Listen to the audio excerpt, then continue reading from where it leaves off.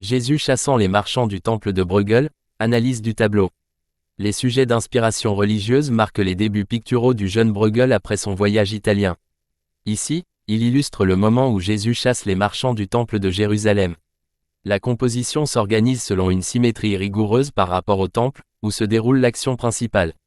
Les deux colonnes de marbre blanc redoublent l'axe de symétrie sur lequel se situe Jésus, bras levés, accomplissant le geste symbolique de la purification du lieu de culte.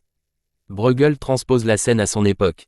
L'architecture du temple s'inspire du style de la Renaissance, tandis que les personnages, mis à part le Christ et son entourage qui respectent la tradition iconographique, sont des contemporains de Bruegel. Autour du temple, la ville est représentée dans une évocation pittoresque et anecdotique de scènes de la vie quotidienne. À gauche, la foule est rassemblée devant l'arracheur de dents. À côté, Bruegel invente le curieux détail du bras humain de l'horloge que l'on retrouve dans l'illustration de l'un des 7 péchés capitaux, la paresse.